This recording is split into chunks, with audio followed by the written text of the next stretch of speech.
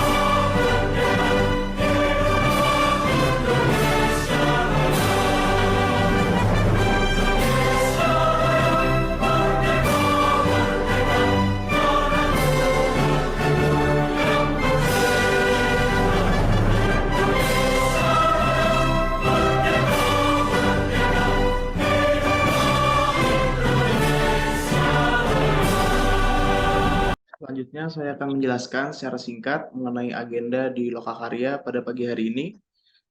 Lokakarya ini akan berlangsung selama 120 menit atau 2 jam hingga pukul 11 waktu Indonesia Barat. Yang pertama yaitu ada paparan mengenai pengantar platform Indonesiana pada tahun 2023 oleh Ibu Agustina Rohyanti dan juga Bapak Egy. Kemudian dilanjutkan dengan paparan dari Dinas Kebudayaan dan teman-teman komunitas dan sanggar terkait konsep kegiatan dan juga potensi-potensi budaya yang ada di Kabupaten Lingga. Lalu yang terakhir adalah diskusi. Jadi teman-teman bisa berdiskusi dengan panel ahli dan narasumber kita yaitu Bu Anti dan Pak Egy. Lalu sisanya persiapan untuk Lokakarya pada sesi kedua yang akan dilaksanakan beberapa minggu lagi. Oleh karena itu silakan Bu Anti dan Pak Egy untuk melakukan paparan pengantar Indonesiana.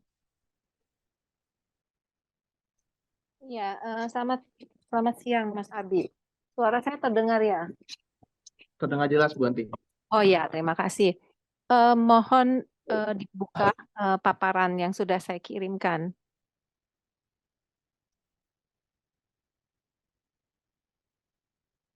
Ya, sambil menunggu teman-teman di Lingga, perkenalkan nama saya Agustina Rohyanti.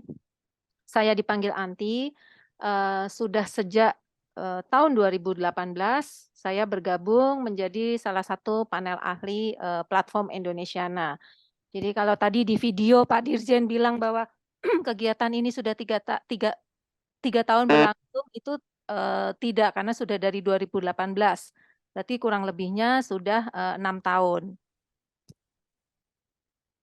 Ya, akan saya mulai. Jadi saya akan cepat saja menjelaskan tentang platform Indonesiana, karena nantinya di sesi paparan dari teman-teman di Lingga, paparan tentang proposal. Setelah itu kita nanti akan lebih banyak mendiskusikan isi dari proposal yang sudah dikirimkan oleh teman-teman di Lingga kepada kami.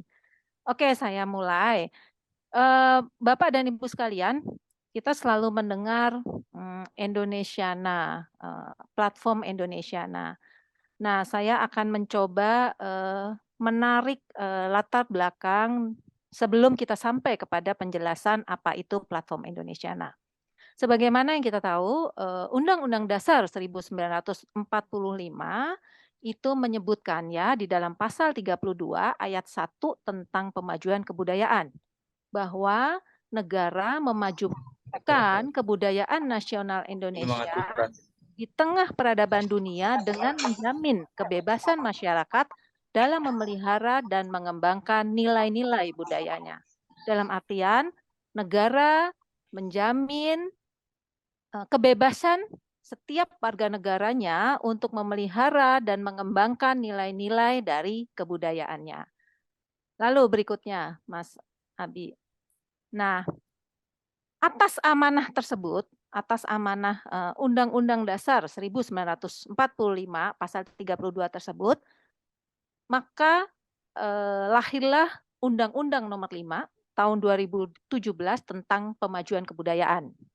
Bisa dibaca ya, pemajuan kebudayaan adalah upaya meningkatkan ketahanan budaya dan kontribusi budaya Indonesia di tengah peradaban dunia melalui pelindungan, pengembangan, pemanfaatan, dan pembinaan kebudayaan. Jadi ada 4P di situ, Bapak dan Ibu. Pelindungan, pengembangan, pemanfaatan, dan pembinaan kebudayaan. Ya, jadi Undang-Undang Nomor 5 tahun 2017 kita garis bawahi bahwa itu merupakan amanah daripada Undang-Undang Dasar 1945. Nah, adapun sebelah kanan, adapun yang diperoleh masyarakat dari norma yang diamanatkan oleh Undang-Undang Nomor 5 tahun 2017 tentang pemajuan kebudayaan, nomor 1 adalah kebudayaan sebagai investasi, bukan hanya sekedar pembiayaan. Lalu ada sistem pendataan kebudayaan terpadu. Lalu ada yang nomor 3, pokok-pokok pikiran kebudayaan daerah. Saya pikir Lingga pasti sudah punya ini PPKD. Lalu yang keempat adalah strategi kebudayaan. Yang kelima, rencana induk pemajuan kebudayaan. Yang keenam itu ada dana perwalian kebudayaan. Bapak dan Ibu mungkin sudah tahu tentang dana perwalian kebudayaan itu. Selama ini kita tahu yang namanya dana Indonesiana. Jadi merupakan dana fasilitasi untuk kegiatan-kegiatan budaya yang yang dikhususkan atau teruntuk untuk komunitas dan pegiat-pegiat budaya yang ada di daerah. Lalu yang ketujuh, ada pemanfaatan kebudayaan. Lalu yang kedelapan, ada penghargaan dan juga sanksinya. Jadi Bapak dan Ibu, Undang-Undang Nomor 5 tahun 2017 tentang pemajuan kebudayaan itu tidak mengatur mengenai kebudayaannya, tapi mengatur bagaimana bentuk tata kelola dari kebudayaan itu, ya. Lalu berikutnya, Mas. Nah, ini ada 4 pilar yang tadi saya sebutkan sebagai 4P, pemajuan kebudayaan. Yang pertama adalah pelindungan. Itu yang termasuk di dalamnya adalah penyelamatan, pengamanan, ada pemeliharaan, ada inventarisasi, lalu ada publikasi objek budaya. Lalu pengembangannya apa? Ada penyebarluasan, ada pengkajian, lalu ada pengayaan, keragaman objek budaya. Sudah pelindungan, pengembangan, lalu apa? Kita akan bicara tentang pemanfaatan. Pemanfaatan itu apa? Pendayagunaan objek budaya untuk peningkatan kesejahteraan sosial dan ketahanan budaya. Jadi pemanfaatan itu bicara tentang pendayagunaan objek kebudayaan. Gitu. Lalu pembinaan apa? Itu adalah peningkatan jumlah dan mutu sumber daya manusia di bidang kebudayaan. Jadi bagaimana kita semua bekerja bersama-sama untuk meningkatkan jumlah dan mutu sumber daya manusia di bidang kebudayaan yang unggul dan kompeten. Berikutnya, Mas Abi. Nah, lalu dari amanah Undang-Undang 1945 tadi ada diturunkan menjadi Undang-Undang Pemajuan Kebudayaan Nomor 5 Tahun 2017, lalu ada yang namanya Kongres Kebudayaan. Bapak dan Ibu, Kongres Kebudayaan itu menghasilkan ada 7 tantangan pemajuan kebudayaan. Yang pertama, meredupnya khasanah tradisi dalam gelombang modernitas, lalu ada merebaknya pengerasan identitas primordial dan sentimen sektarian yang menghancurkan sendi budaya masyarakat, lalu ada disrupsi teknologi informatika, lalu ada pertukaran budaya yang timpang dalam tatanan global, sehingga menjadikan Indonesia itu sebagai konsumen, hanya sebagai konsumen budaya di dunia gitu. Lalu ada juga belum terwujudnya pembangunan berbasis kebudayaan yang dapat menghindarkan penghancuran lingkungan hidup dan ekosistem budaya. Lalu ada juga desain kebijakan budaya yang belum memudahkan masyarakat untuk memajukan kebudayaannya. Lalu yang terakhir adalah belum optimalnya tata kelembagaan kebudayaan. Lalu Mas Abi, nah setelah itu kita akan bicara, tadi ada tantangan ya, ada 7 tantangan. Lalu kita akan bicara tentang visi. Visi kebudayaan nasional 20 tahun ke depan itu apa? Nah, itu disebutkan bahwa visi kebudayaan nasional di 20 tahun ke depan adalah Indonesia bisa berbahagia ya, berlandaskan keanekaragaman budaya yang mencerdaskan, mendamaikan dan mensejahterakan rakyat Indonesia seluruhnya. Jadi itu visi kebudayaan. Tadi kalau kita bicara ada 7 tantangan di atas, lalu sekarang kita bicara visi kebudayaan nasional 20 tahun ke depan. Nah, lalu kalau tadi kita bicara ada tantangan, lalu ini ada resolusi. Jadi tadi ada 7 tantangan pemajuan kebudayaan, ini ada 7 resolusi agenda kebudayaan. Yang pertama, agenda 1, bagaimana menyediakan ruang bagi keragaman ekspresi budaya dan mendorong interaksi budaya untuk memperkuat kebudayaan yang inklusif. Lalu yang agenda kedua, melindungi dan mengembangkan nilai ekspresi dan praktek kebudayaan tradisional untuk memperkaya kebudayaan nasional. Yang ketiga, mengembangkan dan memanfaatkan kekayaan budaya untuk memperkuat kedudukan Indonesia di dunia internasional. Yang keempat, memanfaatkan objek pemajuan kebudayaan untuk meningkatkan kesejahteraan masyarakat. Agenda kelima, memajukan kebudayaan yang melindungi keanekaragaman hayati dan memperkuat ekosistem. Yang agenda keenam adalah reformasi kelembagaan dan penganggaran kebudayaan untuk mendukung agenda pemajuan kebudayaan. Dan yang ketujuh adalah meningkatkan peran pemerintah sebagai fasilitator pemajuan kebudayaan. Jadi 7 resolusi agenda kebudayaan itu juga berbasis kepada 4 pilar P yang tadi saya maksud, perlindungan, pengembangan, pemanfaatan, dan pembinaan. Oke, selanjutnya Mas Abi. Nah, ini adalah bagan Bapak dan Ibu, bagaimana sih alur daripada ekosistem objek pemajuan kebudayaan. Yang di tengah-tengah itu adalah sistem pendataan, ya, pendataan kebudayaan terpadunya. Lalu ada apresiasi, lalu di sebelah kanan ada pendidikan, lalu turun ke bawah itu ada kreasi, ada produksi, lalu bagaimana kebudayaan itu didistribusikan, lalu bagaimana itu dia bisa dikonsumsi oleh publik, dan lalu yang terakhir adalah bagaimana dia turun kepada penggunanya. Lalu Mas Abi, nah ini adalah 10 objek pemajuan kebudayaan. Nanti Bapak dan Ibu ini kita bisa share, bisa dibaca, lalu bisa dicari tahu juga melalui internet gitu ya, pengetahuan-pengetahuan tentang 10 OPK. Jadi ada tradisi lisan, ada manuskrip, ada adat istiadat, ada ritus, ada pengetahuan tradisional, ada teknologi tradisional, ada seni, ada bahasa, ada permainan rakyat, dan juga olahraga tradisional. Itu yang kita namakan dengan 10 objek pemajuan kebudayaan. Selanjutnya Mas Abi. Nah, di di slide-slide selanjutnya, tadi saya sudah sampaikan bahwa saya menarik mundur ya, Bapak dan Ibu sekalian. Apa sih yang melatar belakangi platform yang kita namakan Indonesiana. Jadi ini adalah kata kuncinya, ini adalah pointersnya, Bapak dan Ibu. Yang pertama, Indonesiana itu bukanlah kegiatan festival. Jadi Indonesiana itu, mohon digarisbawahi Bapak dan Ibu, Indonesiana itu adalah mekanisme pengelolaan terpadu atas festival atau kegiatan budaya yang diselenggarakan oleh pemerintah daerah, lalu didukung oleh pemerintah pusat, lalu dilaksanakan oleh seluruh pemangku kepentingan dalam satu wadah kerja bersama. Di dalam platform Indonesiana kita mengenal ada penyelenggara festival dan juga ada pelaksana festival.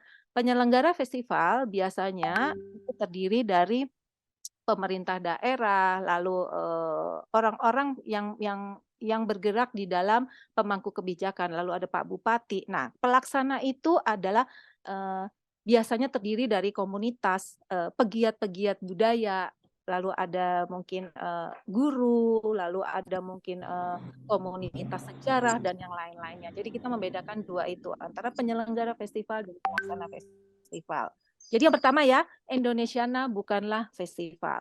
Lalu yang kedua, platform Indonesiana itu adalah satu bentuk gotong royong kebudayaan.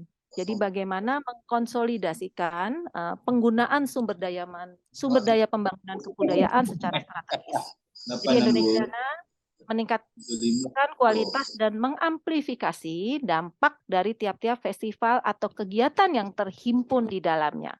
Mohon juga di garis merah gitu ya Bapak dan Ibu bahwa platform Indonesiana itu meningkatkan kualitas dan mengamplifikasi dampak dari tiap-tiap festival. Ya.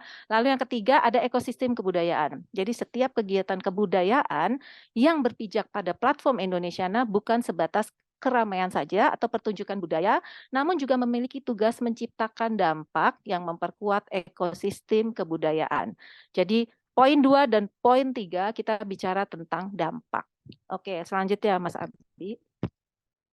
Nah, lalu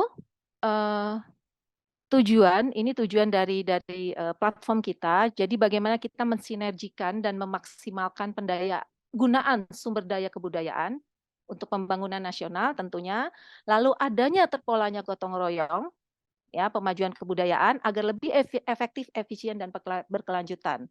Dalam kasus platform Indonesiana Festival itu yang tadi saya sebutkan gotong royong itu adalah ada penyelenggara, pelaksana, lalu ada fasilitator gitu ya, lalu nanti ada dukungan dari pusat, ada lalu dukungan dari Pemda, lalu ada komunitas-komunitas yang bekerja.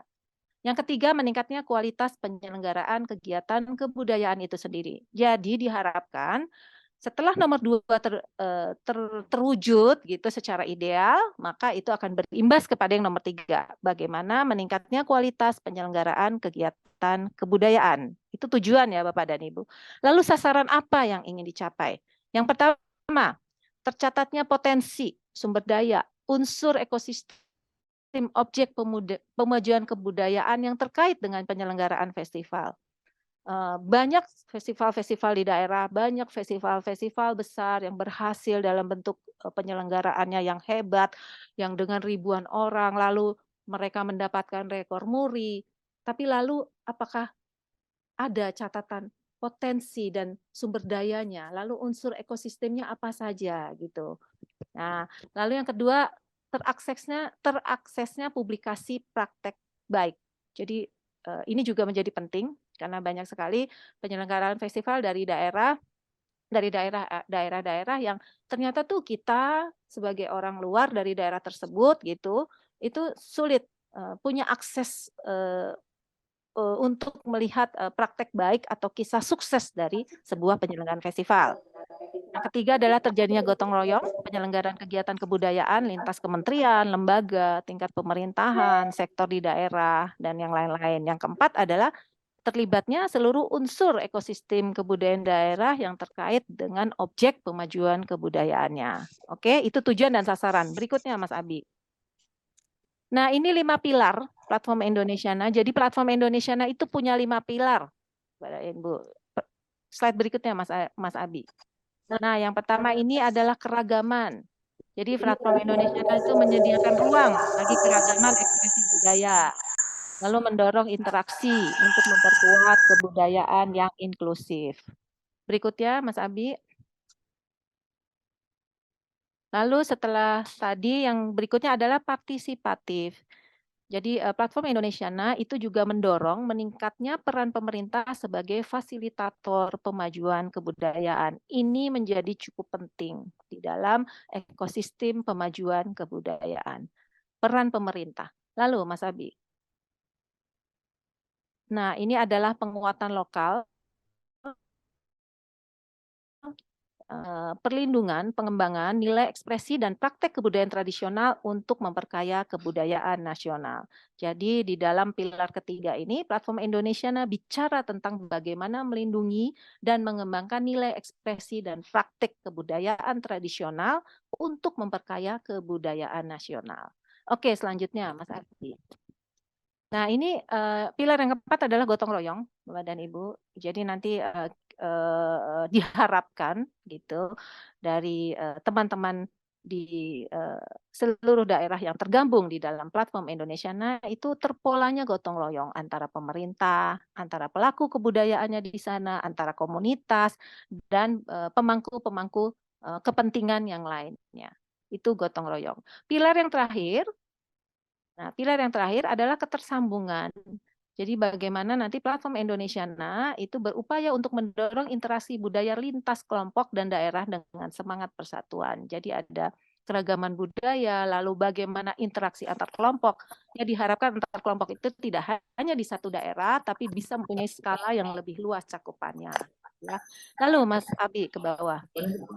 Nah ini juga menjadi penting. Ini juga menjadi penting, mohon dicatat gitu ya. Jadi Platform Indonesiana sejak tahun 2020 itu berada di bawah Direktorat PTLK. Apa sih Direktorat PTLK? Direktorat PTLK itu adalah singkatan dari Direktorat Pembinaan Tenaga dan Lembaga Kebudayaan yang berfokus kepada capacity building yang akan membuat bank-bank tabungan, investasi, sumber daya manusia di bidang pengelolaan kebudayaan. Ini bentuknya ada bimbingan teknis ya, bisa berupa lokakarya, ada workshop, ada coaching klinik, ada mentoring, bisa juga diskusi terpumpun. Semuanya untuk peningkatan kapasitas bagi pendukungan pelaksanaan kegiatan kebudayaan. Lalu Mas Abi. Nah, ini juga menjadi penting. Kami sudah membaca proposal yang disampaikan oleh teman-teman di Lingga. Nah, jadi di dalam sebuah tata kelola festival itu ada yang namanya desain produksi atau grand desain produksi. Di sebelah kanan tuh kalau kita lihat buletan yang kecil-kecil itu ada gagasan, tujuan besarnya itu apa. Lalu setelah itu tim kerja. Jadi gini Bapak dan Ibu, di Lokakarya pertama ini kita akan lebih banyak berdiskusi nanti tentang isi proposal.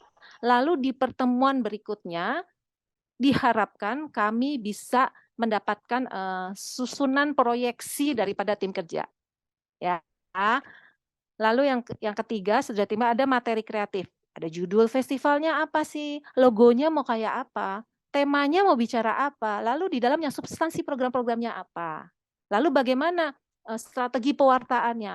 Lalu bagaimana lini masa? Lini masa itu rundown gitu ya. Lalu bagaimana anggaran yang ingin dirancang untuk kegiatan ini. Lalu Mas Abi. Nah ini, tadi kita sudah sampaikan ya bahwa penyelenggaraan festival kebudayaan itu harus mempunyai multiplier effect. Idealnya dia mempunyai efek-efek yang multiplier ya. Yang pertama bisa menghasilkan produksi pengetahuan, arsip data mudah diakses, mudah dicari, mudah didapatkan.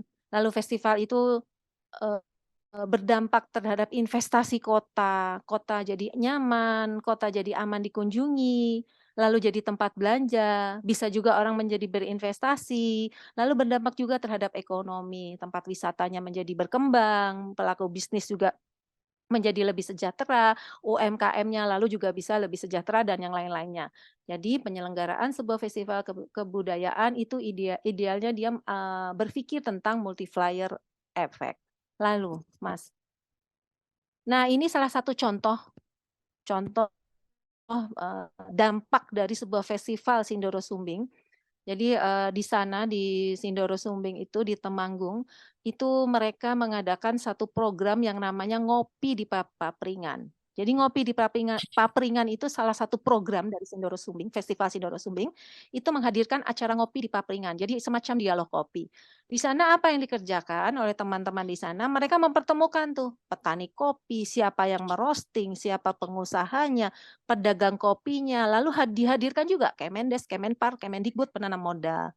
Jadi dari Festival Sindoro Sumbing melalui program Ngopi di Papringan itu menjadi semacam pemantik bagaimana ekosistem kopi ini bisa berdampak bahkan sampai udah tingkatannya udah ke bisnis dan ekonomi lalu kesejahteraan masyarakat lokalnya. Lalu Mas Abi. Nah, kalau bicara festival, saya mencoba mengkelompokkan menjadi 3, Bapak dan Ibu. Jadi kalau di atasnya ada festival X gitu ya, nah di bawahnya tuh ada kelompok besar. Yang pertama adalah bicara tentang literasi. Literasi itu bentuknya dia bisa program, workshop, bisa program Sarasehan, bisa program Maistotalk, atau bisa juga bentuknya FGD. Lalu sebelahnya ada pendataan. Pendataan itu apa saja? Ada pembuatan buku, lalu apalagi pengarsipan, lalu apalagi penulisan jurnal. Nah, lalu apalagi penulisan ensiklopedi. Saya ingin mengambil satu contoh, daerah Belitung Timur itu melalui festival Jelajah Pesona Jalur Rempah. Mereka sudah tahun keempat menjadi bagian dari platform Indonesiana. Dari festival tersebut mereka menghasilkan satu ensiklopedi gitu ya tentang rempah-rempah yang ada di Belitung Timur. Tidak hanya rempah, tapi juga silang budaya yang dihasilkan dari rempah yang melalui jalur di Belitung Timur. Jadi itu yang saya maksudkan. Lalu yang ketiga ada pendukung. Nah, pendukung ini juga menjadi penting gitu ya, karena selebrasi dan sebagainya ada di sini. Ada pertunjukan, ada perlombaan, ada pementasan, ada pameran, lalu ada yang lain-lain. Oke, lalu Mas Abi. Nah, ini adalah bagan tim kerja ya. Tim kerja dari sebuah rancangan festival. Sekali lagi ini hanyalah sebuah tawaran. Tentunya Bapak dan Ibu bisa menyesuaikan sesuai dengan kebutuhan daripada festivalnya. Direktur festival tentunya orang yang paling bertanggung jawab. Lalu ada tim kurator. Langsung ke bawah aja, Mas Abi. Nah, ini adalah deskripsi tugas ya. Jadi direktur festival itu tentunya dia bertanggung jawab terhadap seluruh aspek pelaksanaan kegiatan, lalu ada sekretariat. Gitu. Nah, sekretariat ini biasanya diampu atau dipegang oleh teman-teman dari dinas yang tentunya juga ada juga komposisi dinas dan komunitas karena nantinya akan bertanggung jawab terhadap aspek prosedur dan administrasi kegiatan, surat menyurat dan sebagainya. Lalu ada tim kurator, ada dewan kurator. Jadi dewan kurator itu bertanggung jawab merancang konsep dan program kegiatan serta menuliskan pertanggungjawaban kuratorial.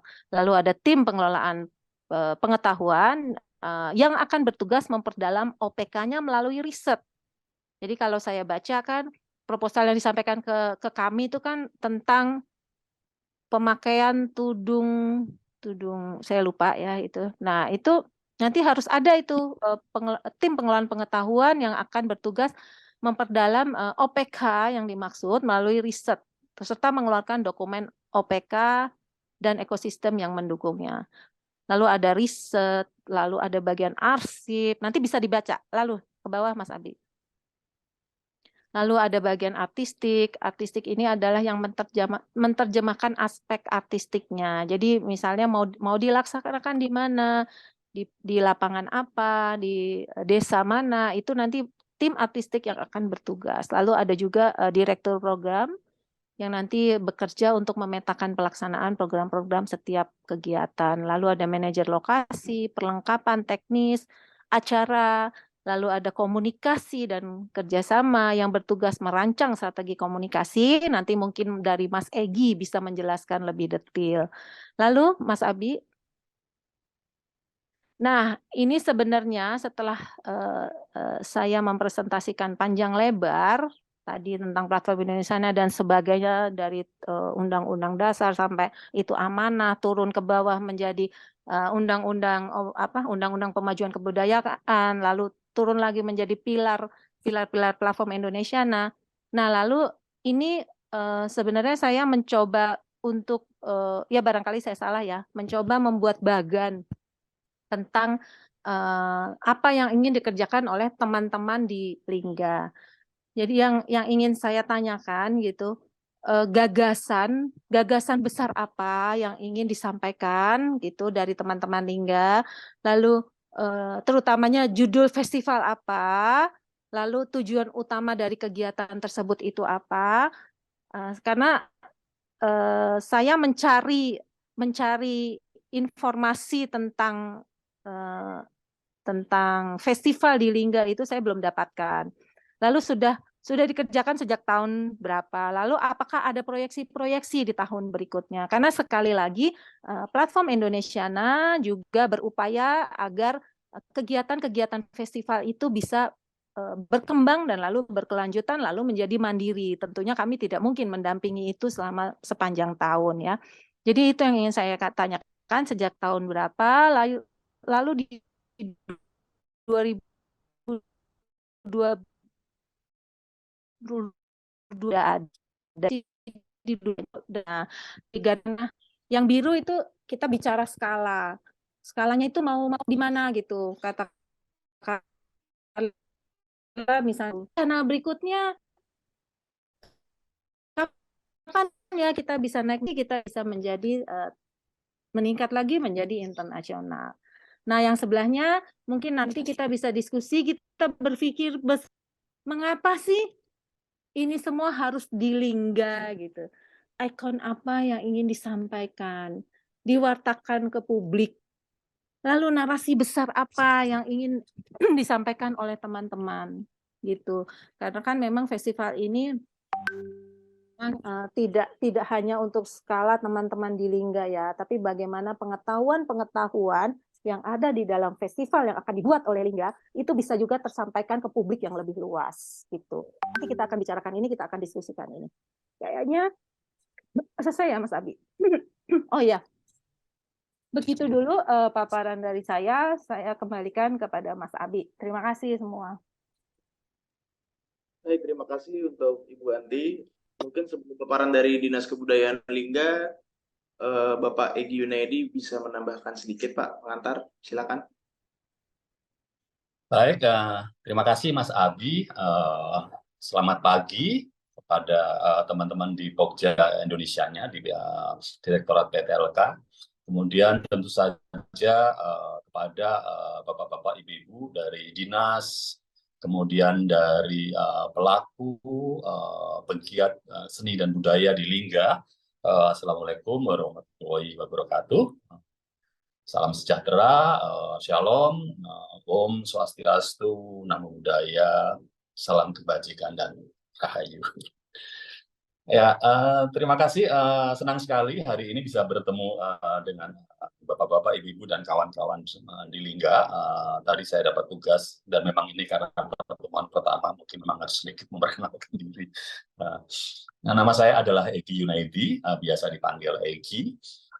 Saya seperti halnya dengan Mbak Anti adalah satu dari beberapa teman yang tergabung sebagai panel ahli di Indonesiana. Baik, saya tidak akan banyak membahas lagi tentang apa itu Indonesiana, sudah secara relatif mendetail saya pikir disampaikan oleh Mbak Anti. Saya mungkin akan mengajak teman-teman untuk langsung membicarakan tentang Indonesiana di Lingga. Ya, seperti Bapak-Bapak ketahui, ini adalah adalah lokakarya pertama yang kita selenggarakan sebagai tahapan menuju diselenggarakannya festival di Lingga. Dan dalam di dalam lokakarya kali ini kita memang akan lebih banyak membicarakan atau membedah konsep dari festival yang akan diselenggarakan di Lingga. Jadi mungkin saya tidak akan banyak bicara kecuali memberi ingin memberi waktu yang lebih banyak kepada kawan-kawan di Lingga untuk mempresentasikan konsep dari festival yang akan diselenggarakan. Saya pikir itu mungkin sedikit ini saja memberi gambaran saja bahwa kembali seperti yang dikatakan oleh Mbak Andi tadi bahwa penyelenggaraan festival ini erat kaitannya dengan pemajuan kebudayaan. Jadi idealnya adalah segala konsep dan penyelenggaraan festival ini berorientasi pada kemajuan kebudayaan, sehingga ketika kita merancang sebuah festival kemudian merancang program-program yang diselenggarakan selalu merujuk pada hal tersebut. Katakanlah keinginan atau rencana untuk menghadirkan atau menampilkan tudung manto kalau tidak salah ya. Nah, ini tidak sekedar sebuah program yang bertujuan menghadirkan pertunjukan atau pergelaran atau keramaian yang berkaitan dengan tudung manto, tapi kita harus mengidentifikasi sebetulnya pada OPK tudung manto ini ada permasalahan apa di dalamnya, statusnya bagaimana tudung manto ini, apakah ada di dalam sebuah kondisi yang memerlukan strategi perlindungan atau pelestarian, atau mungkin justru tudung manto adalah sebuah OPK atau khasanah kekayaan yang dimiliki oleh Lingga yang justru sudah relatif diapresiasi dengan baik oleh masyarakatnya, sehingga kita dalam konteks pengembangan kita mestinya mulai berpikir apakah ada kemungkinan-kemungkinan untuk mengembangkannya, begitu, dengan beberapa hal yang tadi sedikit banyak sudah disinggung oleh Mbak Anti, misalnya dengan melakukan jejaring, dengan berkolaborasi dengan bentuk-bentuk dengan masyarakat atau daerah lain yang kemungkinan memiliki bentuk atau rumpun kebudayaan, rumpun ini kesenian yang sama barangkali. Itu salah satu hal yang ingin kami dorong bahwa festival ini harus selalu memiliki strategi untuk kemudian menghasilkan dampak bagi kebudayaan dan secara khusus kepada OPK-OPK yang tidak diangkat. Saya pikir itu yang ingin saya sampaikan terlebih dahulu untuk kemudian kita bisa berdiskusi lebih banyak. Dan mungkin saya sedikit minta maaf karena nanti saya kebetulan sedang ada di lapangan, sedang ada di Tanjung Jabung Barat, sehingga dan saya sedang akan menuju ke Tanjung Jabung Timur. Jadi nanti sebagian dari sesi ini saya mungkin ada di perjalanan, jadi saya akan mematikan video saya. Saya mohon maaf untuk itu. Jadi saya pikir Mas Abi, kita memberikan waktu dan kesempatan kepada kawan-kawan di Lingga untuk terlebih dahulu mempresentasikan konsep dari festivalnya terlebih dahulu. Begitu, terima kasih banyak. Waktu saya kembalikan kepada Mas Abi. Baik, terima kasih untuk Pak Egi. Selanjutnya dari Dinas Kebudayaan Kabupaten Lingga dan juga teman-teman dipersilahkan untuk memaparkan mengenai konsep kegiatan dan rancangan festival yang sudah dilakukan untuk tahun ini. Silakan.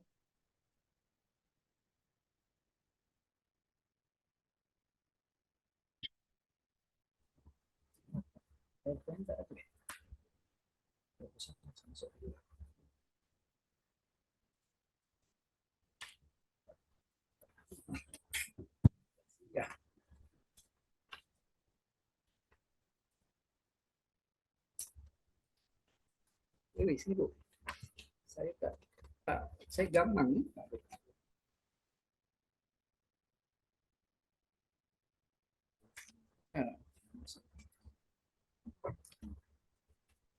Baik, terima kasih Pak Pemandu yang sudah memberi kesempatan kepada kami Dinas Kebudayaan Kabupaten Lingga untuk menyampaikan gambaran usulan proposal tentang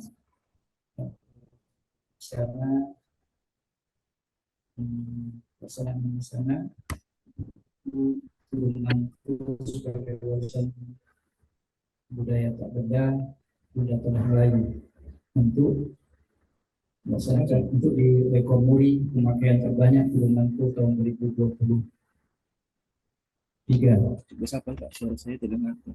Secara gambaran umum bahwa warisan budaya bahwa turunanku ini dapat sudah menjadi warisan budaya tak benda Indonesia tahun 2015 dicatat tahun 2015 dan alhamdulillah sampai hari ini pelestariannya cukup baik, upaya-upaya dalam mengembangkan, kemudian memanfaatkan sampai kepada pembinaan beberapa tahun terakhir sudah dilaksanakan. Cuma kita masih terbatas dengan sumber daya manusia dalam menekan sehingga ada sedikit permasalahan bahwa ketersediaan turunanku itu sangat terbatas, sementara akhir-akhir ini daya beli atau permintaan untuk memperoleh turunanku itu semakin meningkat. Baik Bapak Pemandu yang kami hormati, untuk lebih detail tentang proposal ini kita akan serahkan kepada Bapak Sekretaris dan Kepala Bidang Nilai Adat Tradisi dan Budaya kesenian dalam menyampaikan secara terperinci. Terima kasih. Wassalamualaikum warahmatullahi wabarakatuh. Terima kasih atas kesempatannya. Selamat pagi, assalamualaikum warahmatullahi wabarakatuh. Yang kami hormati Bapak narasumber dari Kementerian Pendidikan dan Kebudayaan. Saya selaku Sekretaris Dinas Kebudayaan akan menyampaikan dan menambahkan apa yang telah disampaikan oleh Bapak Kepala Dinas kami tadi terkait dengan kegiatan Indonesiana ini. Bahwa kegiatan ini sudah kami usulkan pada tahun 2019 yang lalu, kebetulan disambut dengan COVID, jadi proposal kami mental pada waktu itu karena tidak boleh diadakan kerumunan. Tapi sudah kami usulkan pada tahun 2019, Ibu alhamdulillah disambut baik dari Pak Didik, Pak Yahya bahwa diberi kesempatan. Terima kasih sekali telah diberikan kesempatan untuk mengikuti pada tahun 2023 ini. Baiklah, kami jabarkan sedikit tentang Festival Gunung Manto ini yang diketahui bahwa Kabupaten Lingga merupakan sejarah Kesultanan Lingga, Riau, Johor Pahang dan Riau, Johor Pahang dan Lingga pada tahun 1787 11 bahwa Lingga berbentuk kesultanan. Artinya tamadun dan budaya itu berkembangnya di Lingga oleh Bapak Ibu. Tamadun baik itu budaya, sejarah, bahasa, dan boleh juga disampaikan bahwa bahasa Indonesia berasal dari bahasa Melayu yang berkembangnya di Lingga. Itu kekuatan yang kami miliki. Selain daripada sebagai Melayu serumpun, bahwa ada kekuatan emosional antara Malaysia, Johor, Singapura terkait dengan pemakaian tudung manto ini. Artinya bahwa tudung manto merupakan khazanah warisan budaya bersama, begitu, warisan budaya bersama dan menjadi identitas warisan budaya Kabupaten Lingga sudah kami daftarkan sebagai WPTB Indonesia dan juga sudah diakui oleh Kemenkumham, ya, Kemenkumham Republik Indonesia, hak kekayaan intelektual. Jadi terkait dengan pengakuan-pengakuan itu bahwa pemakaian dan tudung manto ini masih sangat langka, hanya orang tertentu saja yang memiliki, dikarenakan bahwa ini merupakan dikerjakan melalui tekad yang pengerjaannya 1 bulan 1, Ibu, 1 bulan 1 baru siap. Dan kekurangan dari tenaga pembuat gedung mantu ini sampai hari ini baru masih 40-an orang yang bekerja sama dengan Dinas Tenaga Kerja dan juga Disperindak, Dinas Perdagangan.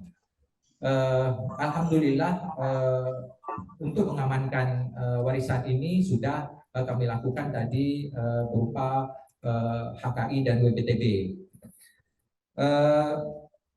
Untuk penggunaan warisan gedung mantu ini, bahwa di Provinsi Riau juga mendengungkan atau memang brandingnya sebagai warisan Bunda Tanah Melayu, The Motherland of Alai. Artinya penggunaan gedung mantu ini dilakukan oleh 7 kabupaten kota sebagai Melayu Serupun. Provinsi Kepulauan Riau ada 7 kabupaten dan kota, 2 kota dan 5 kabupaten kota Batam, Kabupaten Anambas, Kota Tanjung Pinang, Tanjung Balai Karimun, dan juga Lingga dan Anambas serta Bintan. Artinya masyarakat Melayu menggunakan gedung mantu ini pada acara-acara istiadat Melayu, baik itu nikah, perkawinan, orang meninggal juga, kematian, acara-acara penanggalan dan sebagainya. Jadi kenapa kami mengusung tema ini, bahwa banyak OPK yang terkait dengan gedung mantu ini terlibat, diantaranya adalah teknik menekatnya, kemudian yang harus kami sampaikan dan harus kami ajarkan, harus kami sampaikan kepada anak-anak sekolah, pelaku-pelaku usaha terkait dengan teknik menekat dan juga motif-motif yang disampaikan lewat gedung mantu tersebut. Alhamdulillah kajian-kajian terkait gedung mantu sudah ada, karena sudah diusulkan sebagai warisan budaya, artinya kajian akademisnya sudah lengkap. Tinggal pemanfaatan dan juga bagaimana produk ini menjadi seperti yang disampaikan oleh Ibu narasumber tadi, memiliki efek berganda atau terhadap ekonomi bagi masyarakat, karena ini merupakan suatu pekerjaan yang dilakukan oleh ibu-ibu, pekerjaan di rumah maupun di tempat-tempat yang perkumpulan ibu-ibu. Jadi gedung mantu ini menjadi peningkatan ekonomi juga, selain daripada menambah ekonomi bagi warga masyarakat Kabupaten Lingga, khususnya perempuan,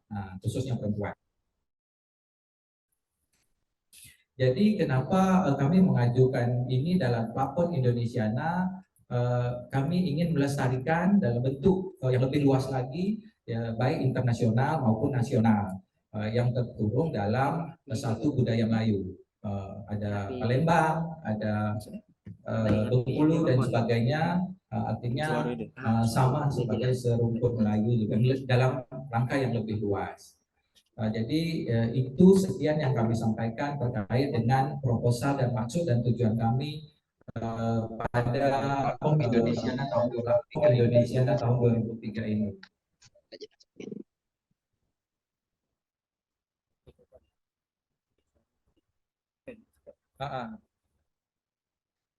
Itu yang dapat kami sampaikan, Pak, terkait maksud dan tujuan tadi terkait dengan platform Indonesiana ini, bahwa kami memerlukan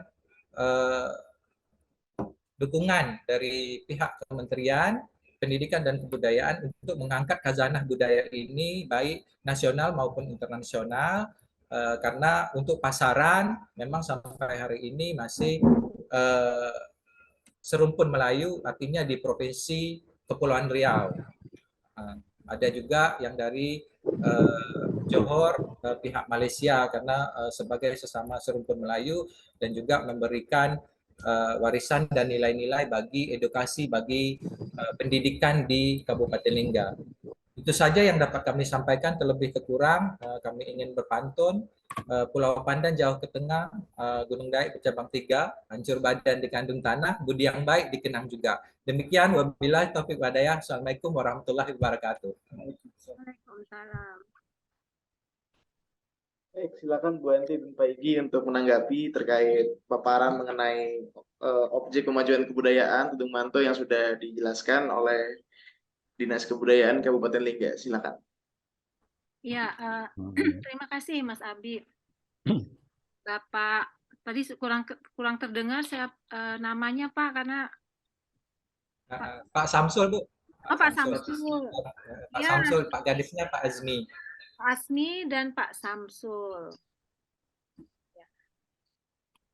Ya, salam kenal Pak Asmi dan Pak Samsul. Iya, Bu. Waalaikumsalam warahmatullahi Ya, wabarakatuh. saya mau tanya Pak, proses membuat rancangan proposal ini itu bagaimana ya Pak awal mulanya? Itu yang pertama.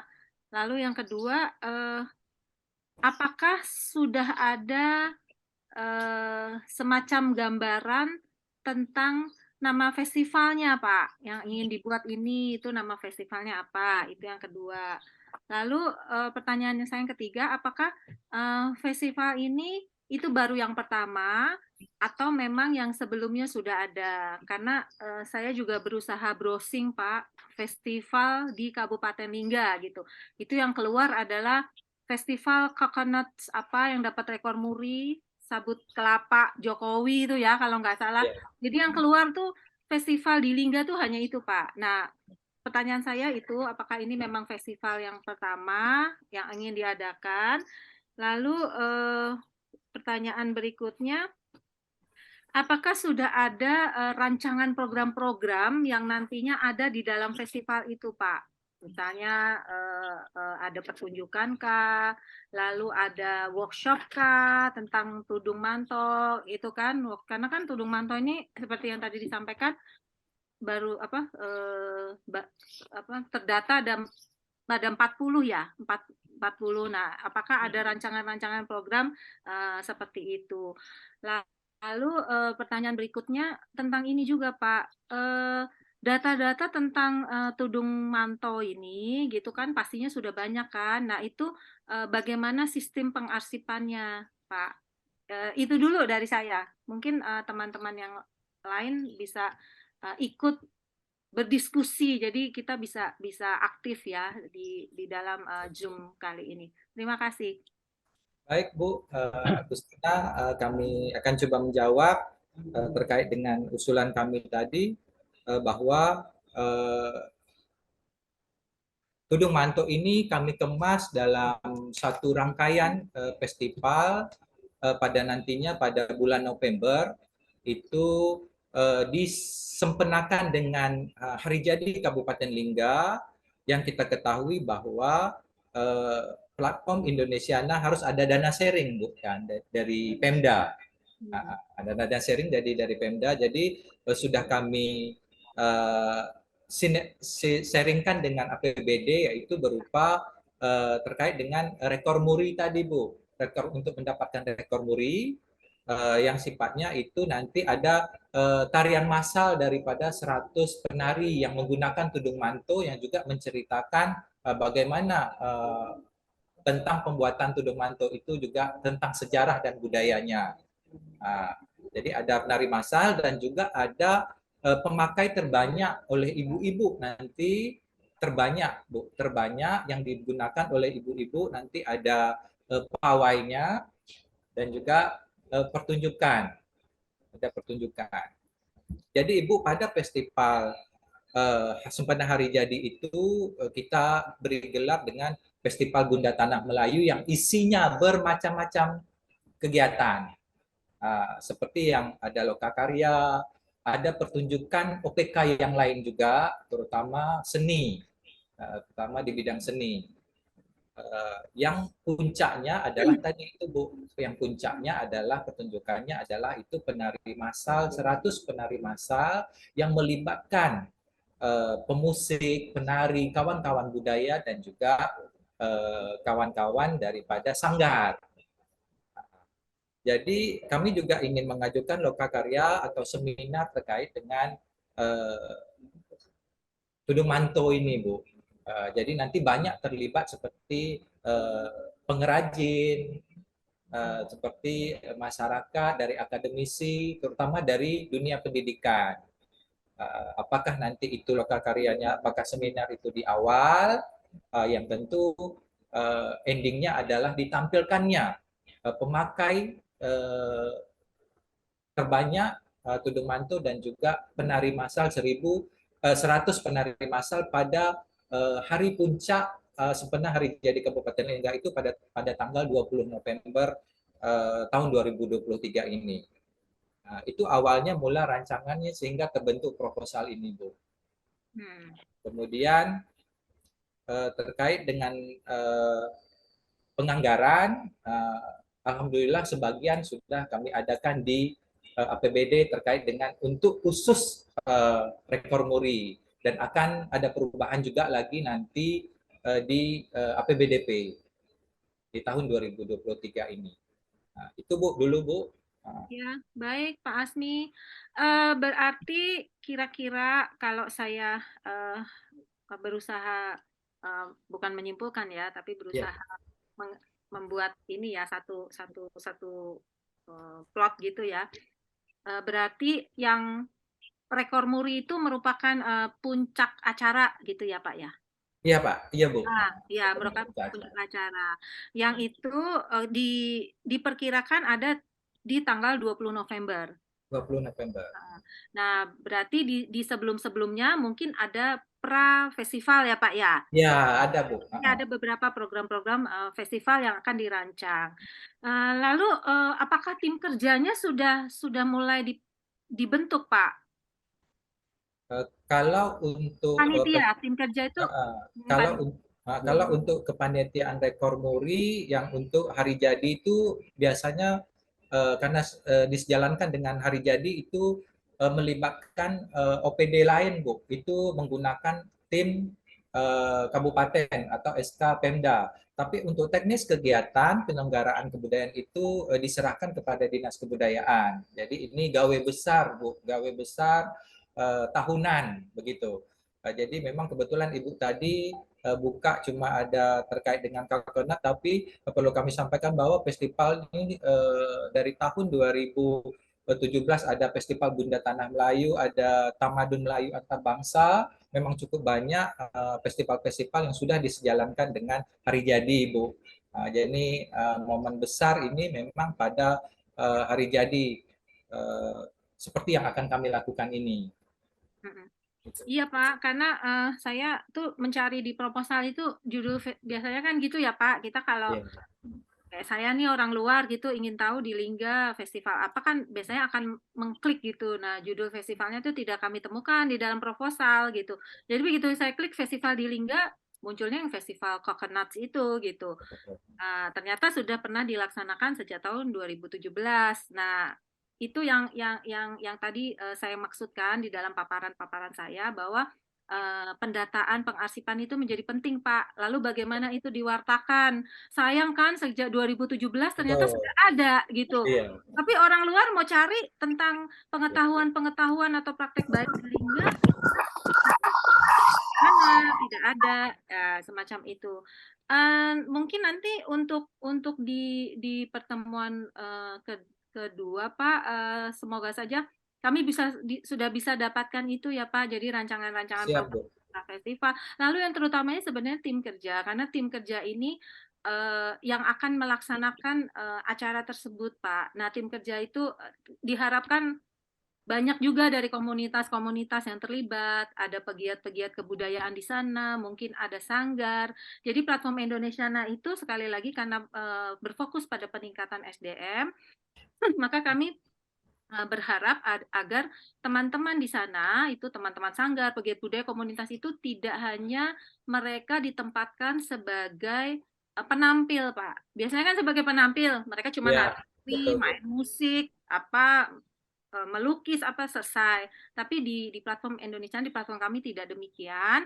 Jadi teman-teman di sana, komunitas dan sebagainya itu juga harus dilibatkan di dalam pelaksanaan festival, baik sebagai Ya. konseptornya, bagaimana merancang mula gagasannya gitu kan. Bahkan nanti sampai turun ke bawah, Pak, mereka bisa juga dilibatkan dalam strategi-strategi pengkomunikasiannya, dalam strategi-strategi bagaimana mempublikasikan kegiatan festival ini gitu. Itu dulu dari saya. Mungkin Mas Egi atau saya sebenarnya berharap dari teman komunitas di sana ada yang bisa ngobrol, bisa berdiskusi kan, bahwa festival yang akan kita selenggarakan ini kan milik kita semua gitu, Pak. Iya, terima kasih Bapak. Bu, menambahkan sedikit Bu Ya, Agustina tadi bahwa untuk platform Indonesiana ini yang pertama sekali Bu. Terkait yang 2017 tadi itu kami APBD sendiri Bu. iya Pak. Ya.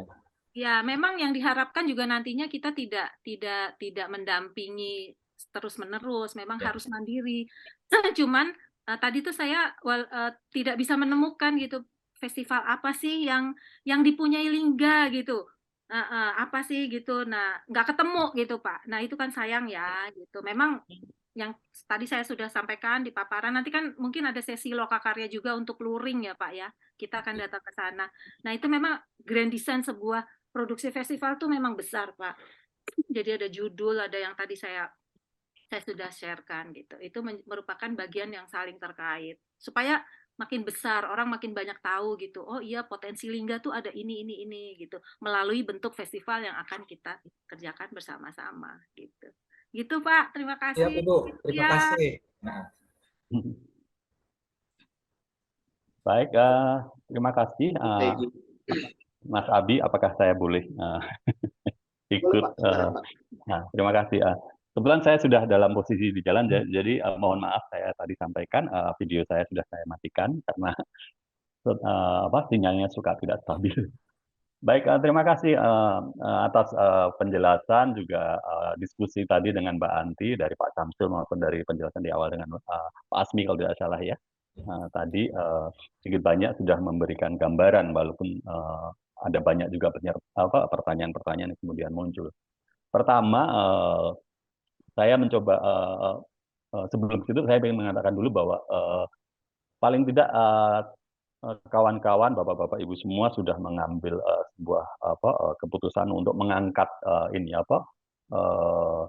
OPK yang berkaitan dengan tudung manto tadi sebagai topik utama. Kalau saya belum mau mengatakan sebagai tema ya, sebagai topik utama yang akan digarap di dalam festival kita kali ini. Nah, saya ingin berbicara itu lebih dalam lagi tentang kondisi dan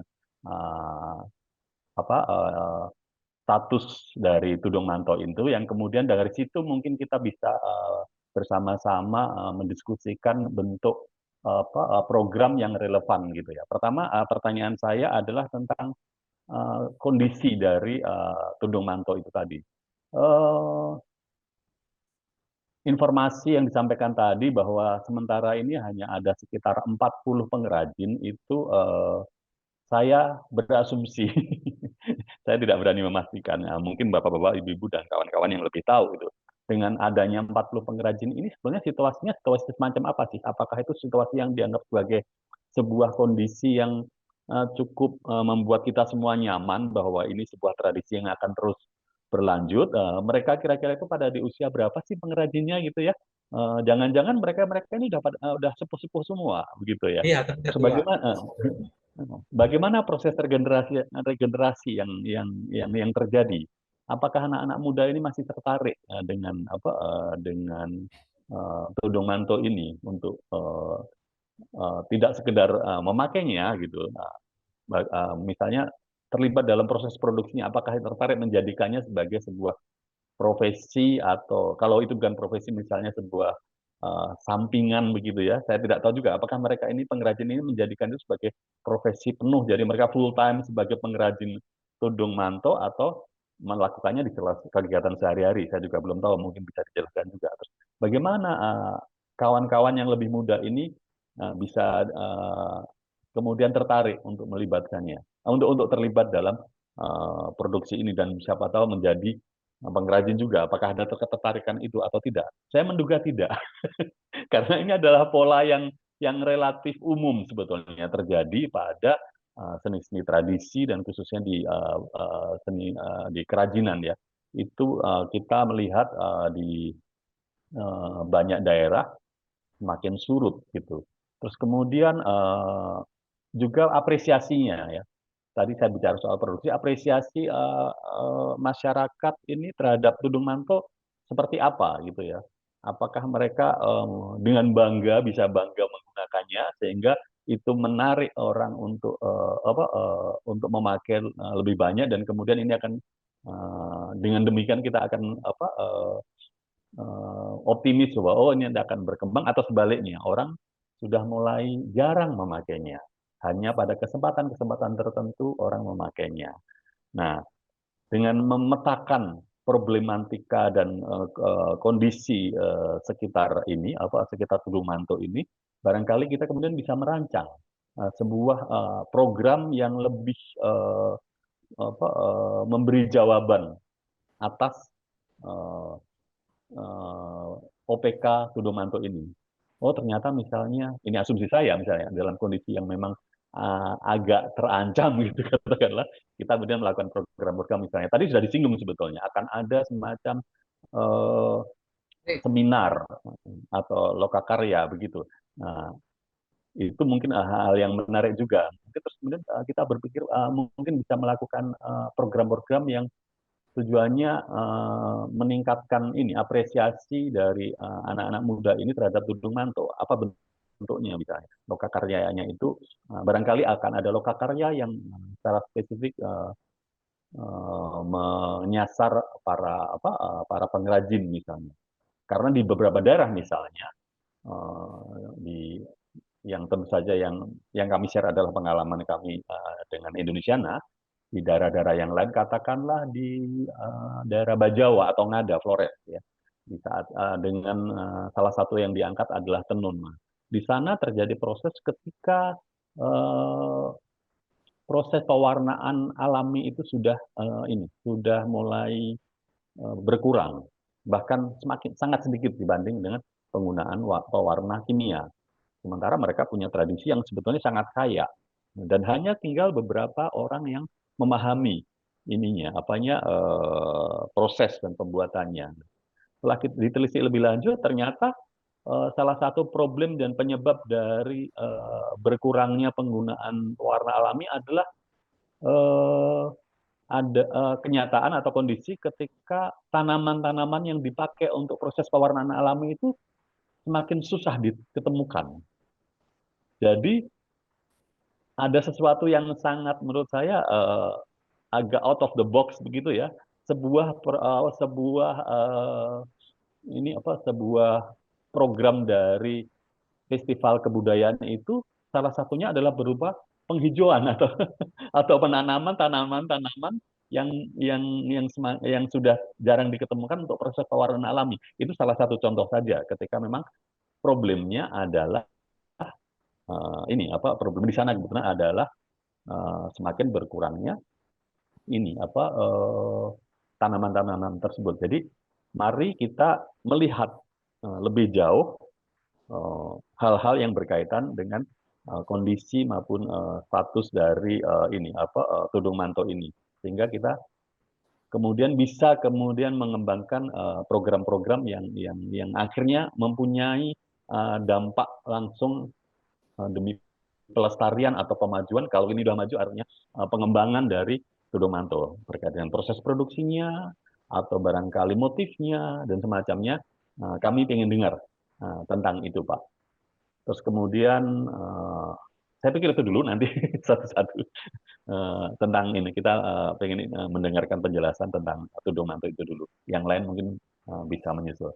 Terima kasih banyak. Waktu saya kembalikan ke Mas Abi. Terima kasih. Silakan Pak Asmi dan Pak Syamsul untuk menjawab.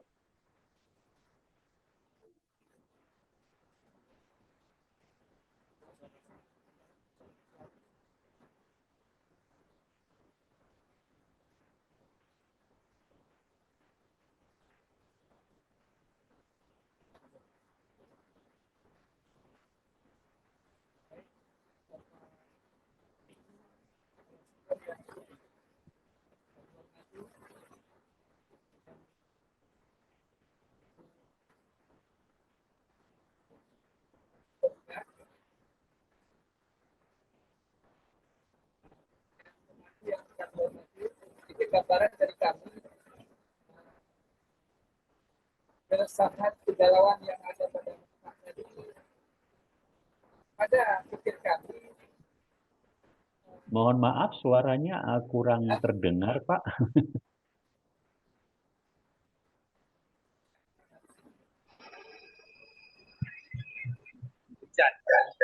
baik Bapak. Kalau menggunakan gadget, mungkin gadget-gadget yang lain di mute ya, kecuali yang dipegang oleh Pak Asmi, supaya tidak ada echo atau feedback. Membaca kerusingan yang Bapak sampaikan kepada kami tadi, sebenarnya juga kami sepaham dan sependapat. Hanya beberapa tahun terakhir ini, upaya-upaya yang sudah dilakukan oleh dinas-dinas yang terkait tentang perajin-perajin yang melakukan pembuatan itu cukup menggembirakan. Jadi Bapak mengatakan dikhawatirkan penekat-penekat ini orang-orang yang sudah sepuh, dari 40 orang itu sudah sepuh semua. Tapi alhamdulillah Pak, dari 40 sampai 50-an orang itu 40%, mungkin lebih dari 50% itu usia-usia yang di 40-an. Artinya yang sepuh betul tidak lah Pak. Yang sepuh betul itu paling sekitar 10-an orang lah. Kita berterima kasih juga kepada pemerintah daerah, pemerintah kabupaten dalam mengupayakan melestarikan perajin-perajin ini. Itu yang dapat kami sampaikan tentang perajin. Bahwa insya Allah ke depan program pemerintah juga melalui Dinas Tenaga Kerja itu akan terus menambah, dan upaya itu alhamdulillah 2 tahun terakhir ini terus dilakukan. Sambutan rekan-rekan yang dilatih luar biasa Pak, luar biasa. Merasa berterima kasih sekali kepada pemerintah telah memberikan ilmu yang bernilai tinggi kepada mereka. Dan alhamdulillah walaupun tampaknya pekerjaan mereka sebagai usaha sampingan, tapi pelan-pelan nampaknya sudah menjadi juga nilai tambah dalam menambah belanja ibu lah gitu, dalam usaha menambah nilai ekonomisnya. Itu yang tentang perajin.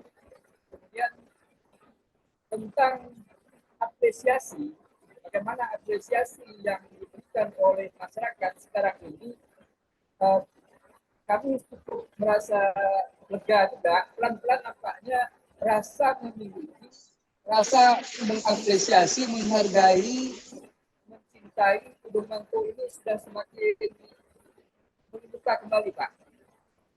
Membuka kembali karena itu terbukti dari beberapa event yang dilaksanakan seperti show, kemudian ada pertunjukan, ada pawai budaya, pawai pembangunan, dengan hari 17-an, kemudian berkenaan dengan hari jadi, itu terus ditampilkan, terus dipertunjukkan bahwa inilah Kedung Mangku milik hingga itu. Jadi nampaknya apresiasi masyarakat, walaupun dalam tanda petik, untuk mendapatkan Kedung Mangku ini perlu juga yang agak bernilai gitu. Namun nampaknya pelan-pelan masyarakat sudah mulai mencintai, bahwa menyadari bahwa itu memang patut untuk dilestarikan, dikembangkan, dimanfaatkan dan untuk dibina. Itu dari kami Pak Bapak dan Ibu narasumber. Mungkin ada tambahan dari Pak Samsul. Silakan. Baik, terima kasih Bu. Kami cuma ingin menambahkan menjelaskan sedikit tentang Kedung Mangku ini, bahwa Kedung Mangku ini digunakan oleh kaum perempuan sejak dari tahun 18. Artinya Kedung Mangku ini pada zaman dahulu hanya dimiliki oleh kasta tertentu, terutama di dalam lingkungan kesultanan. Tidak dipakai oleh masyarakat biasa. Tetapi dengan berkembangnya zaman, dengan kita sudah tidak tinggal di lingkungan kerajaan lagi, kita sudah membentuk republik, pemakaian ini menjadi suatu produk unggul atau yang dipergunakan oleh seluruh masyarakat dan selalu diberikan sebagai juga cenderamata bagi tamu-tamu, khususnya istri-istri dari pihak tamu yang datang. Karena ini bernilai sakral juga, dipergunakan pada acara-acara tertentu dan merupakan satu kebanggaan perempuan juga yang memakai ini, Bu. Jadi berlomba-lomba perempuan karena punya satu daya tarik dan terlihat juga sangat menawan begitu ketika perempuan memakai ini. Satu kebanggaan yang kami hasil kajian kami. Terkait dengan yang tadi yang disampaikan oleh Bapak tadi, terkait dengan anak-anak dan edukasi terhadap pendidikan ini harus kami lakukan juga. Kami lakukan bagi sosialisasi lokakarya dan sebagainya kepada anak-anak didik agar ini tetap lestari di Kabupaten Lingga, karena mengangkat khazanah ini tidak mudah kalau tidak didukung oleh pihak pemerintah daerah maupun pihak pemerintah Indonesia khususnya. Jadi itu saja dulu, Bu. Ini, Bu, terkait dengan bahan dasar kelingkang ini adalah kelingkang, namanya kelingkang, ada kelingkang berbentuk perak dan ada kelingkang berbentuk emas. Jadi sampai hari ini kelingkang ini masih diproduksi dari luar, yaitu dari Singapura, diberi dari Singapura. Kemarin sempat terputus karena tidak produksi lagi dan pernah macet, begitu kondisinya, Bu. Tapi alhamdulillah tahun setelah COVID ini baru kita dapat lagi. Kita berusaha juga menghubungi pihak-pihak dari kawan-kawan Jogja yang mau memproduksi kelingkang ini, Bu. Karena kelingkang ini sangat mahal. Satu bungkusan itu sekitar 400 sampai 600-an ribu. Itu untuk bahannya saja, kelingkangnya saja, belum kainnya lagi. Makanya satu tudung manto ini berkisar antara 1.700.000 sampai dengan 2 juta lebih, tergantung dengan motif. Semakin banyak motif, semakin banyak kelingkang yang digunakan, harganya semakin mahal dan waktu pengerjaannya semakin lama. Itu yang ingin kami sampaikan. Itu saja dulu, Bu. Demikian, wabillahi taufiq hidayah. Assalamualaikum warahmatullahi wabarakatuh. Terima kasih Pak atas penjelasannya. Baik, dari gambaran tadi sebetulnya saya ingin mendorong Bapak-bapak, Ibu-ibu untuk kemudian menuangkan pemahaman tadi, kemudian merancang sebuah sebuah strategi sebetulnya. Bagaimana sih untuk kemarin misalnya meskipun jumlah pengrajinnya relatif dianggap cukup dan kemudian proses regenerasi itu berlangsung dengan baik, itu mungkin bisa dituangkan di dalam festival ini dalam program-program yang mendukung hal-hal tersebut, berkaitan juga dengan meningkatkan apresiasi terutama di anak-anak muda. Itu bagaimana itu tertuang di dalam programasi yang nanti disusun di dalam sebuah festival. Jadi tadi rencana untuk membuat sebuah pemakaian tudung manto dalam jumlah yang banyak sehingga memecahkan rekor muri itu adalah satu hal, tapi barangkali ada beberapa programasi yang bisa dilakukan, entah itu berkaitan dengan pengembangan, misalnya motif-motifnya apakah ada pengembangan baru, terus kemudian pengembangan untuk pemakaiannya di luar pemakaian yang tradisional, mungkin barangkali itu memungkinkan gitu ya. Karena misalnya kembali lagi merujuk kepada wacana wastra atau tekstil ya di Indonesia itu sebagian memang merupakan sebuah produk budaya yang digunakan untuk ini apa ritual-ritual. Jadi ada aspek ini, ada aspek religius di dalamnya, tapi ada juga yang bersifat profan. Nah, di sini untuk Tudomanto ini barangkali saya kurang tahu pasti memang apakah ada penggunaan yang sangat tadi berkaitan dengan ritual tertentu atau bisa dipakai untuk kebutuhan yang sebetulnya lebih profan, yang lebih sehari-hari gitu ya. Nah, itu mungkin nanti bisa dituangkan dalam bentuk programasi gitu ya, dalam program festival juga gitu. Apa-apa yang sudah dilakukan oleh bapak-bapak ibu ini dan ibu-ibu di Lingga berkaitan dengan pengembangan ini itu termanifestasi di dalam festival ini. Entah itu barangkali kalau ada pengembangan, saya nggak tahu apakah sekali lagi ini adalah bacaan saya sebagai orang di luar gitu ya. Misalnya motifnya hanya itu saja, mungkin apakah sudah pernah digali motif-motif atau ya bentuk-bentuk yang dulu ada tapi sekarang sudah tidak ada, itu mungkin bisa dipresentasikan dalam sebuah pameran misalnya. Atau kalau pengembangan, apakah mungkin kita mengembangkan motif-motif baru? Siapa tahu kita bisa melakukan lomba pembuatan motif baru untuk untuk tudung manto, dan itu bisa dikembangkan menjadi dijadikan sebagai sebuah program dari festival ini. Jadi menjadi lebih bersentuhan langsung dengan permasalahan dan upaya pengembangan Tudomanto itu. Itu hanya contoh tentu saja. Bapak Ibu-ibu yang lebih tahu kondisinya semacam apa, kemudian kira-kira apa yang langkah yang tepat yang bersifat programasi yang bisa kita pakai untuk mendukung perkembangan. Itu barangkali dari saya, Bapak. Terima kasih.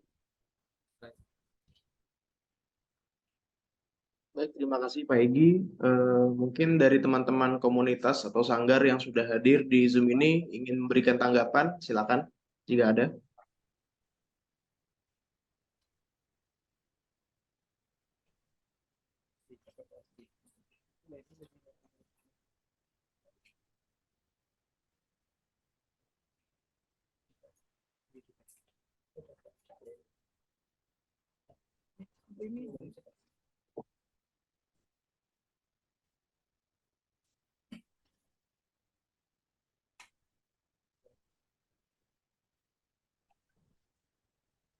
Mungkin Pak Asmi dan Pak Syamsul,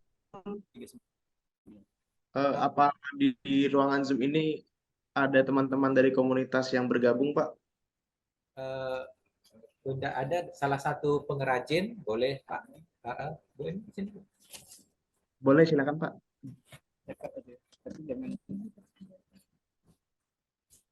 motivasi, kita beri semangat.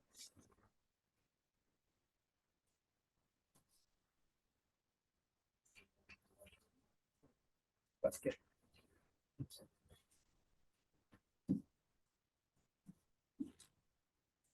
Bismillahirrahmanirrahim. Assalamualaikum warahmatullahi wabarakatuh. Waalaikumsalam. Saya adalah salah satu pengrajin pembuatan tudung manto. Alhamdulillah, dengan adanya kegiatan seperti ini, insya Allah akan bisa menambah perekonomian bagi kami ibu-ibu pengrajin. Mudah-mudahan ke depannya yang masih mudah-mudahan itu masih bisa berminat untuk ikut dalam kegiatan pembuatan tudung manto. Itu aja. Terima kasih. Assalamualaikum warahmatullahi wabarakatuh. Assalamualaikum warahmatullahi wabarakatuh. Baik, terima kasih Ibu.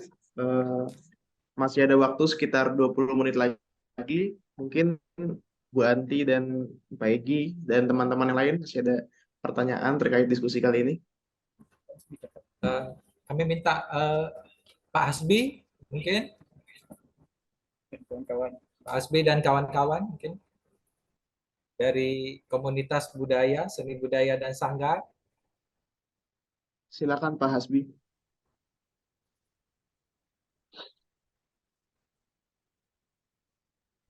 Tes.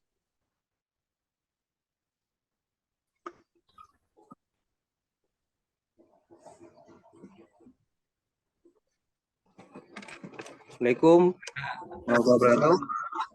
Waalaikumsalam.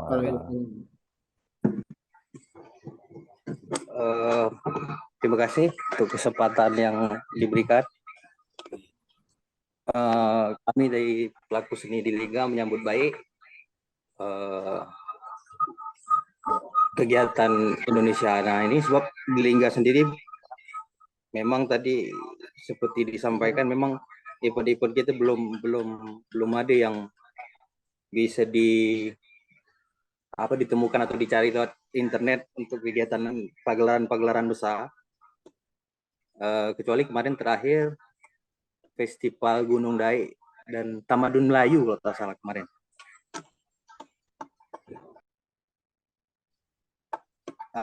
Jadi dengan COVID dan segala macam beberapa tahun terakhir, memang kegiatan berkesenian di Lingga cukup mati suri itu, Pak. Kami sendiri berharap untuk Indonesiana ini nanti bagaimana sanggar-sanggar dan pelaku seni, pelaku-pelaku kebudayaan lainnya, termasuk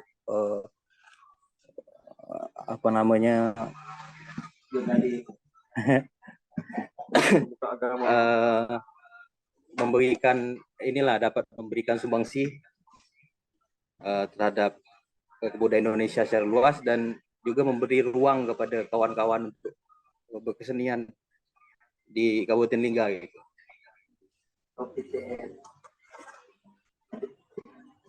Jadi rasa saya seperti itu aja dulu. Mungkin ke depannya kami tergantung dari Dinas Pariwisata nanti bagaimana kita berkoordinasi untuk membuat konsep yang lebih baik ya, untuk kegiatan ini. Rasa saya seperti itu dulu. Terima kasih. Assalamualaikum warahmatullahi wabarakatuh.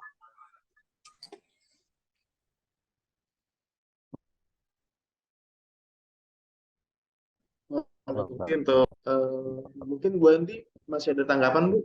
Masih ada sisa waktu sekitar 15 menit. Iya, sedikit saja Mas Abi dan teman-teman di sana. Hasbi?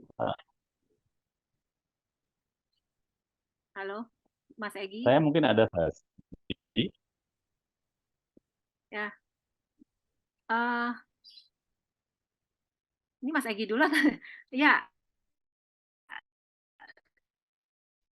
terima kasih. Kita yang ini sudah terlihat ya pengerucutan dari OPK apa sih yang akan diangkat dari perencanaan festival yang akan kita buat. Maksud saya begini, Pak Kadis, Pak Asmi dan Pak Samsul, barangkali jika dimungkinkan, mungkin setelah pertemuan ini, sebelum pertemuan di Lokakarya yang kedua, yang berikutnya, mungkin bisa difasilitasi beberapa teman-teman gitu ya di sana. Kan pasti ada ya Pak komunitas sejarah, komunitas sastra gitu, sehingga mereka bisa membuat satu rancangan gitu atau satu narasi besar gitu tentang tudung mantok yang ingin diangkat tadi. Nah, sehingga nanti di pertemuan Lokakarya yang berikutnya kita sudah bisa lebih mempertajam gitu dari hasil-hasil apa yang menjadi pertemuan yang difasilitasi oleh dinas setempat. Itu aja Pak dari saya, Mas Abi. Terima kasih. Baik, terima kasih Ibu Anti. Bapak Egi, silakan Pak. Terima kasih. Sinyalnya putus, Mas Egi. Suaranya putus-putus, Pak Egi.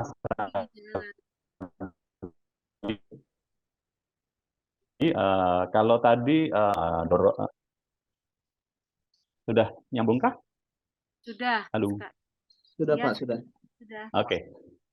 Mudah-mudahan stabil sampai selesai menyampaikan pesan singkat saya aja. Tadi pesan dari Mbak Anti lebih diarahkan kepada bapak-bapak dan ibu-ibu yang ada di dinas.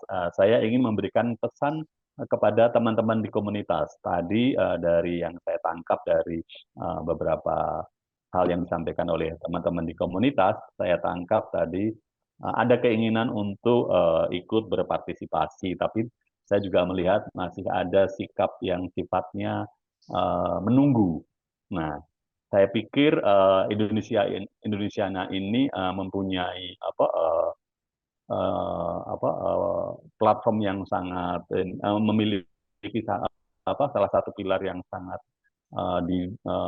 dipegang itu adalah keterlibatan dari komunitas. Jadi saya pikir inilah kesempatan dari teman-teman yang ada di komunitas untuk mulai terlibat di dalam festival ini, tidak hanya sebagai penampil atau yang terlibat dalam eksekusi dari sebuah festival, tapi ini kesempatan untuk sejak awal terlibat dalam perancangan festival. Jadi barangkali ada ide-ide dari kawan-kawan di komunitas, tolong disampaikan di dalam forum yang tadi disampaikan oleh Mbak Anti, yang semoga bisa segera dilaksanakan, di mana nanti bapak-bapak dan ibu-ibu yang ada di dinas memfasilitasi pertemuan dengan teman-teman di komunitas. Tolong itu disampaikan ide-ide tersebut yang berkaitan dengan rencana festival ini. Kemudian ada satu hal yang dari tadi mengemuka, yaitu tentang sebaran informasi tentang festival masih relatif sulit didapatkan. Nah, jadi mungkin di dalam perencangan festival ini, selain program juga mulai dirancang strategi komunikasi apa yang kira-kira paling baik gitu, yang bisa mendorong publisitas maupun penyebaran informasi tentang festival ini. Tidak sekedar sebagai sebuah inviting atau undangan untuk hadir misalnya dalam sebuah festival, tapi sebuah komunikasi yang mampu menyebarkan informasi tentang Tudung Manto itu sendiri. Itu tanggapan dari saya, Mas Abi. Terima kasih banyak. Baik, terima kasih Bapak Egy. Saya juga ingin mengingatkan Lokakarya pada sesi kedua akan dilaksanakan pada 10 April tahun 2023 di jam yang sama, yaitu jam 9 hingga jam 11. Lalu bagi teman-teman yang belum mengisi daftar hadir, mohon diisi. Linknya sudah saya kirimkan di kolom chat di Zoom. Dan mohon untuk Dinas Kebudayaan Kabupaten Lingga dan juga teman-teman untuk menyiapkan poin-poin yang sudah diminta dan dijelaskan oleh Ibu Anti dan juga Pak Egy. Jika masih ada tanggapan, mungkin satu lagi sebelum Lokakarya ini ditutup, masih ada sekitar 10 menit, jika ada. Baik, sepertinya sudah tidak ada dan cukup. Saya akan menutup Lokakarya pada sesi pertama siang ini. Semoga apa yang sudah didiskusikan dan sudah dibicarakan di Lokakarya sesi pertama ini menjadi pertimbangan baik bagi persiapan Dinas Kebudayaan Kabupaten Lingga dan juga teman-teman untuk merancang dan juga mempersiapkan festival tahun ini. Sampai bertemu di tanggal 10 April Lokakarya sesi kedua. Sampai jumpa. Salam sehat untuk kita semua. Terima kasih.